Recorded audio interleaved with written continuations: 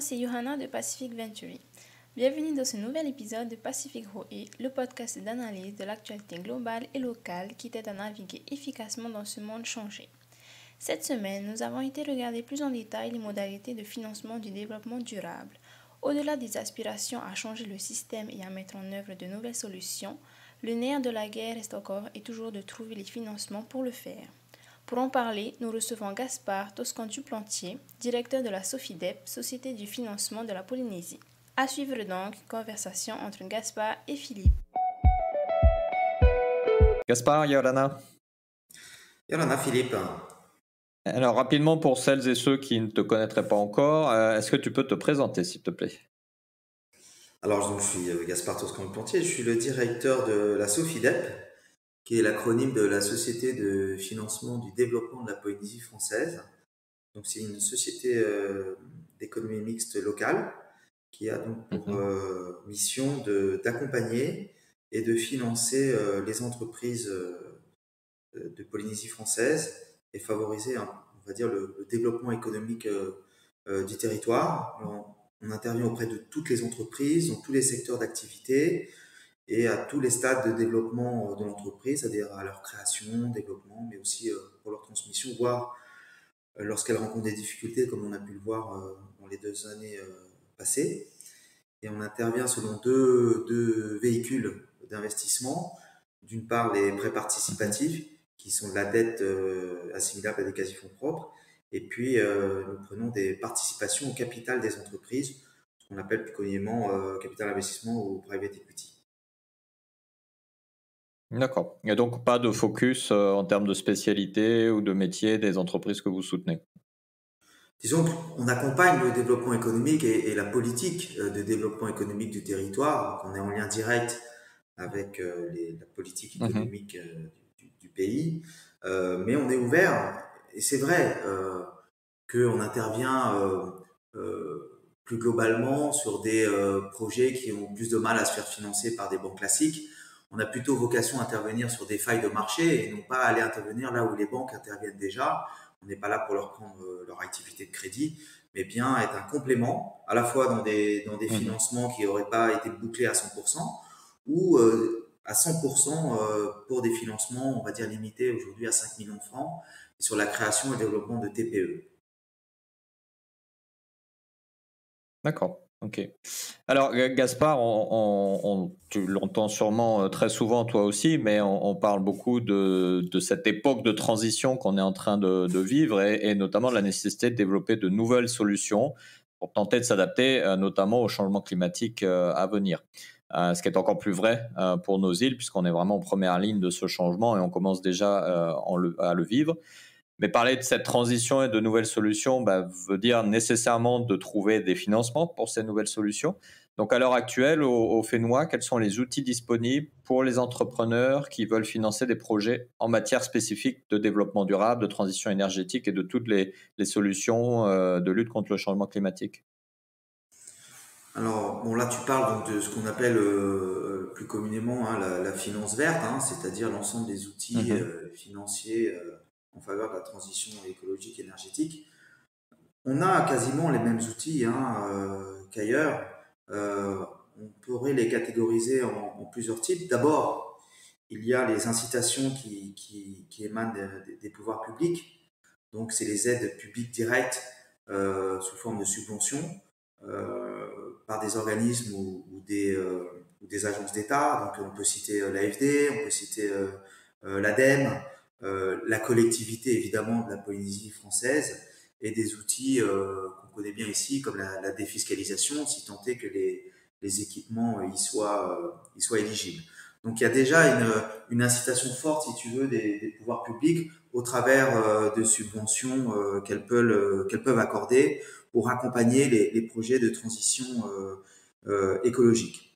Après, il y a les interventions de haut bilan, donc qui sont des investisseurs institutionnels, comme je l'ai rappelé, donc ce qui est le cas en réalité d'institutions comme la SOFIDEP, où on vient prendre des participations ou apporter les quasi-fonds propres nécessaires au financement du projet, qui sont fléchés, ciblés particulièrement sur ce type de projet, on pourra y revenir.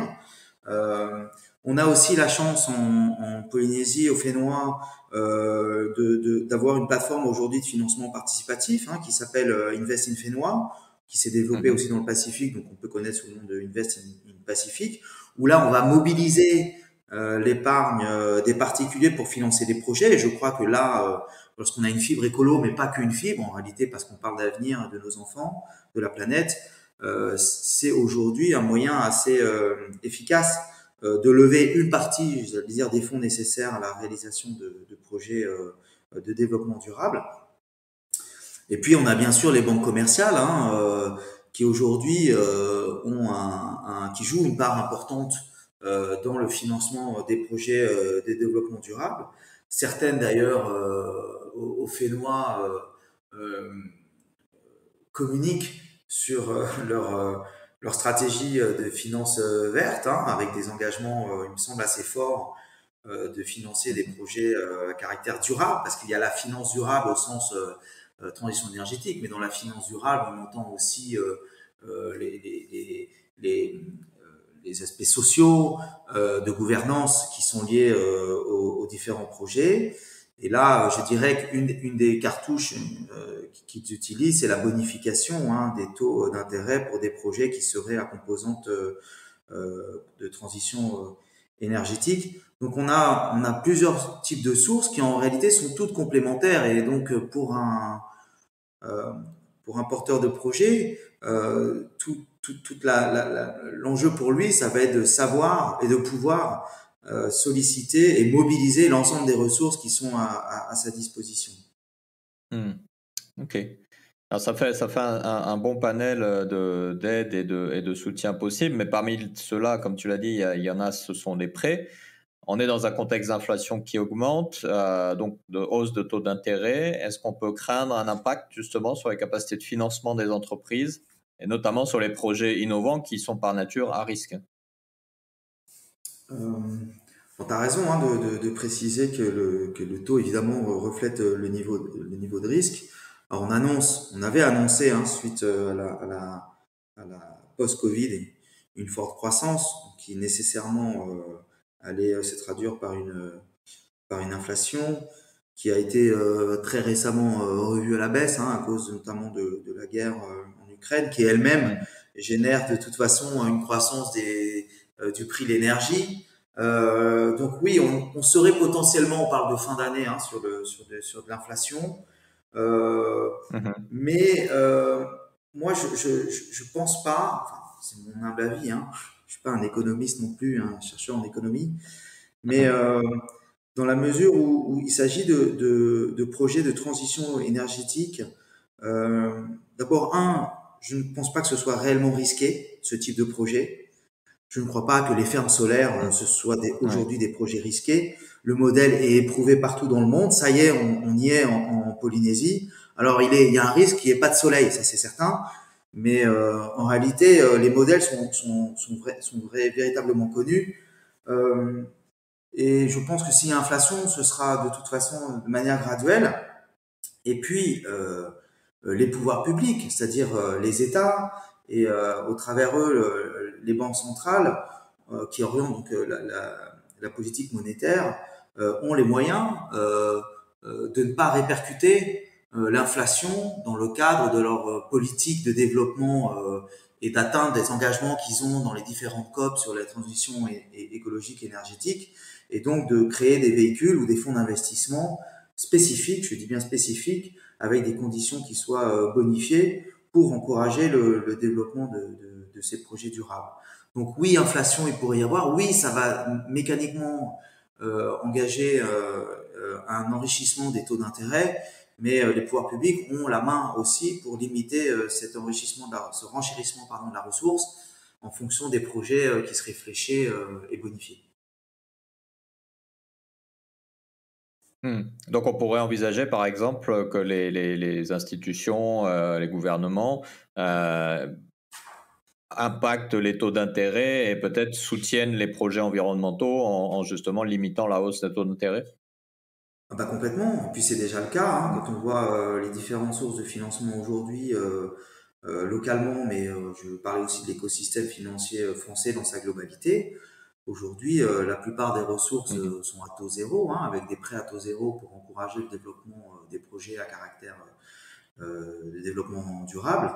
Et il n'y a pas de raison, si tu veux, qu'il y ait un renchérissement de ces taux-là. Il y aura une péréquation entre des taux d'intérêt qui vont être relevés sur d'autres types de développement, qui vont en réalité être pénalisés. Quand on va sur de l'énergie fossile, et ben les projets à énergie fossile seront pénalisés, donc au profit d'autres projets qui seraient à caractère durable. Donc voilà, il y aura un renchérissement de la ressource pour certains projets. Il y aura toujours, à mon sens, en tout cas je l'espère, une bonification pour les projets qui sont à caractère durable et pour le développement durable. Ok.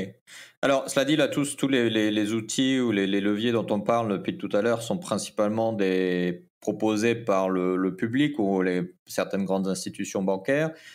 Mais notre façon de soutenir le développement de nouvelles solutions, c'est le capital et l'investissement privé qui doit jouer son rôle impérativement dans cette transition. Est-ce qu'aujourd'hui, tu penses que les investisseurs locaux qui ont cette capacité à investir sur les solutions nouvelles sont prêts à prendre ce risque de soutenir des solutions locales durables? Et comment, sinon, on peut les inciter à faire plus ou à faire mieux, peut-être en termes d'incitation fiscale, en termes d'évolution de la réglementation? Quelles sont les pistes qu'on peut envisager pour accroître ce levier de l'investissement privé également? Alors, non seulement je le pense, mais je vais te faire une révélation, même si tu dois le savoir, que c'est déjà le cas. Après, ça dépend des projets et des moyens que l'on doit mettre en œuvre. On l'a vu avec l'appel à manifestation d'intérêt là récemment, et donc les lauréats de l'appel à projet plutôt sur les fermes solaires. On voit bien que les deux premiers projets, on parle de plusieurs milliards d'investissements, au moins 2 milliards pour une ferme solaire. On peut voir que c'est un consortium, en tout cas pour deux fermes d'investisseurs locaux, et qu'ils ont répondu présent. Alors, comme tout investisseur privé, évidemment, la prise de risque, elle est limitée. On sait que ce sont des modèles économiques qui fonctionnent, mais ils sont prêts aujourd'hui à réaffecter une partie de leurs ressources et d'allouer une partie de leurs ressources sur d'autres business qu'ils ont, sur des projets de développement durable. Je pense qu'ils ont cette fibre également qu'en n'importe quel citoyen. Et puis, il y a des projets moins ambitieux, mais qui sont tout aussi importants, avec des investisseurs plus petits qui s'engagent. Je pense notamment à Arthur Secaldi et Hello Scout. Pour ce type de projet, c'est justement faute de moyens suffisants qu'un acteur comme la Sofidep arrive à se positionner, et on est rentré spécifiquement dans ce projet donc de location de scooters partagés rechargeables à l'énergie solaire comme un investisseur, et on est intervenu directement au capital de cette entreprise, mais l'initiative était à l'origine privée. Je pense aussi que chaque citoyen, si on laisse de côté les projets plus professionnels, on va dire, de développement de projet, peut contribuer à sa manière à la mise en place des solutions durables. Donc je pense par exemple aux chefs d'entreprise aujourd'hui. Quand on a des locaux professionnels, on peut, et on a des prêts incitatifs avec des taux qui sont bonifiés à la Sofidep pour construire à la fois des bâtiments plus performants, plus économes en termes de consommation énergétique, et qui intègrent des énergies renouvelables. Je pense notamment aux panneaux solaires. Après, au-delà des projets et des porteurs de projets, en réalité, aujourd'hui, dans l'écosystème financier, il y a un cercle vertueux à l'initiative des pouvoirs publics, puisque, par exemple, du côté des investisseurs, au-delà des reportings financiers classiques, aujourd'hui, les investisseurs comme Sofidep et d'autres bailleurs de fonds sont obligés de rendre compte dans leurs investissements de la prise en compte des critères, ce qu'on appelle l'ESG, environnemental, social et de gouvernance, et notamment la prise en compte des risques liés au changement climatique dans leurs décisions d'investissement. Ça veut dire quoi? Ça veut dire qu'en fonction de leur doctrine d'investissement, des projets qu'ils vont financer et du caractère durable des projets qu'ils vont financer, on ne parle pas que des projets de production d'énergie, mais on parle de la qualité durable des projets qu'ils vont financer, comme je disais tout à l'heure sur sur les bâtiments énergétiques, Mhm. ils vont disposer d'une notation financière qui va directement influencer à la fois la ressource et le coût de la ressource à laquelle ils vont avoir accès, mais aussi aux différents souscripteurs. C'est-à-dire qu'aujourd'hui, en tant qu'entité institutionnelle ou même citoyen, je vais plus facilement investir dans un fonds qui a une thèse d'investissement qui fait la part belle aux énergies renouvelables, en tout cas qui prend en compte largement cet aspect des financements que moins. Et en réalité, il y a une obligation aujourd'hui de publication de la part des investisseurs, encore une fois, de ces informations. C'est en toute transparence que c'est fait. Et la France a été la première, hein, ça date de 2015, hein, depuis la COP 21, où il y avait eu cette transition, la loi sur la transition énergétique et la croissance verte. Donc, Ouais. on est incité, si tu veux, en tant que bailleur de fonds, à aller et à s'intéresser aux projets et leur caractère durable dans la réalisation même du projet, au-delà de la production d'énergie stricto sensu, comme des fermes solaires.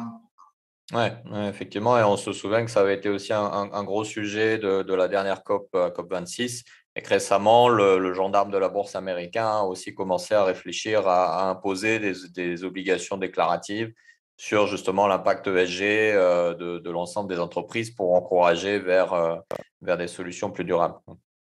C'est clair. Et encore une fois, on touche au porte-monnaie de l'entreprise, puisque l'entreprise, si elle ne rend pas compte d'une stratégie orientée ESG, le coût de la ressource sera plus important pour elle, et donc elle perdra en compétitivité par rapport à un autre projet qui, lui, mettra en avant des critères ESG. Effectivement. Alors, ma dernière question, Gaspard, pour justement tous les entrepreneurs qui nous écoutent ou futurs entrepreneurs et qui chercheraient des solutions de financement accessibles pour leurs projets, notamment sur des projets donc, durables, qu'est-ce que tu leur conseillerais de faire? Moi, je dirais qu'il faut bien cibler les bailleurs de fonds en fonction du type de projet que l'on souhaite financer. Quand on est une ferme solaire, évidemment, on va avoir une approche multi-ressources. Je l'ai dit, banque commerciale, intéressant de noter que sur ce type de projet, le pays n'a pas fait de défiscalisation, donc il n'y avait pas d'aide directe à la réalisation de ces projets de développement durable, tout simplement parce que ces projets n'ont pas besoin et qu'il y a une rentabilité intrinsèque du projet qui fait que le projet se fera quand même. Mais l'idée, si tu veux, sur des projets où la rentabilité est peut-être plus longue à atteindre, ou en tout cas il y a une inconnue, il y a un risque, c'est d'abord d'aller chercher les aides, évidemment. Donc tout ce qui sont les appels à manifestation d'intérêt, les subventions directes, en fait, l'ADEME, même des institutions, des agences financières comme l'AFD, des prêts à taux zéro, vont permettre de diminuer le recours au risque, ou en tout cas le coût du projet. Et puis, évidemment, quand on a des difficultés à obtenir des financements, d'aller chercher et d'aller frapper à la porte d'institutions comme la Sofidep. Hein, on l'a dit récemment, notre meilleure idée, c'est d'accompagner celle des entrepreneurs. Et donc, on a, si tu veux, nous, dans notre ADN et dans notre thèse d'investissement aujourd'hui, la volonté d'accompagner ces projets et de prendre du risque. Et puis, on a une dimension conseil qui est forte aussi. On va pouvoir descendre le plan de financement avec le porteur de projet et pouvoir l'orienter du mieux possible sur les aides disponibles et évidemment les ressources et financements, je dirais, plus classiques des banques commerciales qui, je l'ai dit il y a quelques minutes, sont de toute façon aujourd'hui engagées, incitées à aller financer ce type de projet. Donc, je dirais qu'aujourd'hui, quand on a un projet de développement durable ou qu'on fait la part belle au développement durable dans la réalisation de son projet, c'est déjà une belle carte pour lever des fonds. Effectivement. Ok, bah écoute, Gaspard, merci beaucoup pour tes conseils et tes analyses sur ce sujet tellement important. Merci Philippe et aux éditeurs de nous avoir écoutés. La transition vers une économie durable, plus respectueuse de notre environnement et surtout équipée pour les challenges à venir doit se faire avec les financements adaptés. Si de nouveaux outils d'investissement peuvent être envisagés, on peut se réjouir de voir, comme nous le montre Gaspard, qu'il existe déjà beaucoup de dispositifs pour nous soutenir notre transition systémique et que, de plus en plus, les institutions financières se saisissent concrètement du sujet. Il ne reste donc plus finalement qu'à se lancer pour mettre en œuvre les solutions. N'hésite pas à partager cet épisode avec ton entourage et à le noter ou le commenter sur ta plateforme de podcast préférée. Si tu veux en savoir plus sur le financement du développement durable, n'hésite pas à aller voir la newsletter Tehoe sur ce thème. Tu peux la retrouver sur notre site internet www.pacificventury.com et tu peux également t'y inscrire pour ne jamais manquer un numéro. À la semaine prochaine pour un nouvel épisode, un nouveau thème. Prends bien soin de toi, Nana.